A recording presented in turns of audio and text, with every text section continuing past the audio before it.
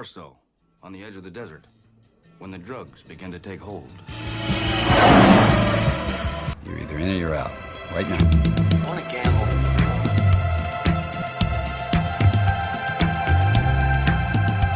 I never want to hear those words out of your mouth again. Gambling is not your problem. Has anybody ever told you before you're bad luck? Most gamblers, when they go to gamble, they go to win. Those were my mother's dying words. When we go to gamble, we go to lose. Show me the money. Let's get out of here, man. Show you the money. Honestly, let's just go. Let's go to Vegas.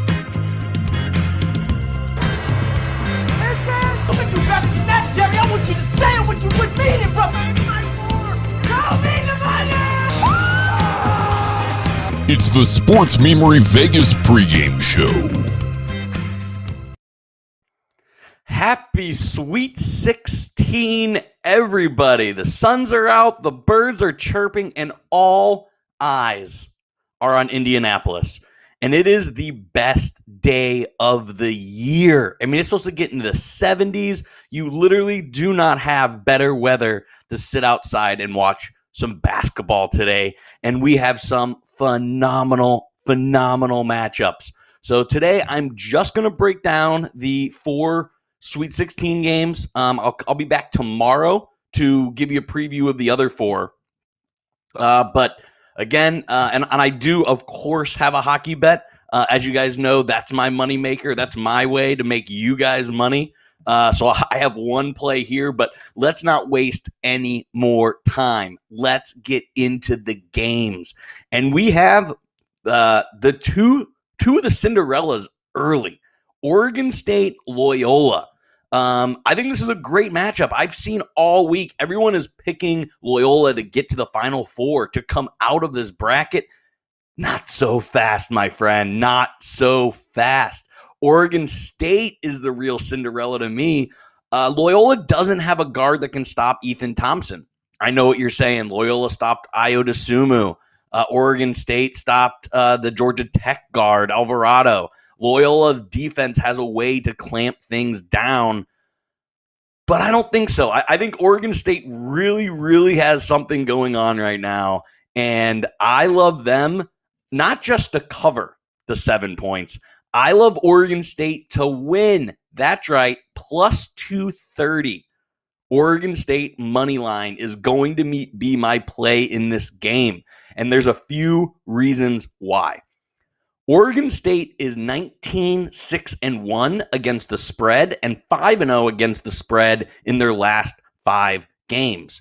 They're also scoring at an amazing clip, and I know what you're going to say. I know it before I already finish my sentence.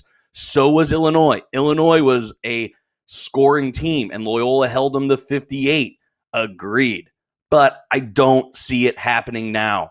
In fact, I see Loyola losing this game and Porter Moser becoming the next Oklahoma or Creighton coach. I think Loyola's storyline next week is, where does Porter Moser go, not them preparing for the Final Four. That's right. If you want to play it safe, take Oregon plus 7. I already told you their record against the spread. But ultimately, guys, this is going to be a really good game. I don't see Oregon State blowing them out. I think this is a couple possessions game. I think maybe Oregon State by 3 to 5 points tops here. I think this is a phenomenal game. We start here at 2:40 on CBS. But if you want a guarantee play, this is my lock of the day. It is the over. Right now, it's only at 125. Lock that in now. Oregon State, as I mentioned about 1 million times already, they can score. They are 7-1 against the over in their last 8, and Loyola is 7-2 against the over in their last 9. If you are looking for a gimme bet today, take the over. Both defenses are getting overvalued right now in Vegas. 125 over. Brandon's lock of the day. Lock of the day. All right. Let's move on to the game that I think is going to be the least interesting of the day, and that is Villanova and Baylor. Baylor is currently 7.5-point favorite and over under at 142. If Connor Gillespie was playing, I might give Villanova a chance, but there is no way Villanova can stop Baylor's 3 guards. They just come at you in waves. Villanova doesn't have the size, and they don't have the guards to keep up with. And Baylor held Wisconsin to only 63, and Wisconsin has a better offense than Nova in about every metric you read. So I just don't think Villanova can score enough points. Jay Wright is going to slow this down. So if you're looking for a play in this game and you don't like Baylor as much as I do, take the under. But me, I'm taking Baylor, giving the points all day. I could see this being a double-digit win by Baylor. I think this is the biggest blowout and, like I said, the least interesting game of the day, at least to me. Wisconsin only averaged 5 turnovers. 14 were forced, and Wisconsin has better guards than Nova. I think Baylor turns them over, clamps down the guards, and Villanova just can't score enough to keep it close to Baylor. Baylor big in the second game. Third game is the real Cinderella, Oral Roberts, 15 seed. Everyone is just loving. Their social media is killing it. I love Oral Roberts. But if you listen to this show enough, you know that I've been on the Arkansas train all season. I love Arkansas. They go 5 deep that can all put up double digits. Justin Smith is playing his best basketball of the year, and Moses Moody is an absolute beast.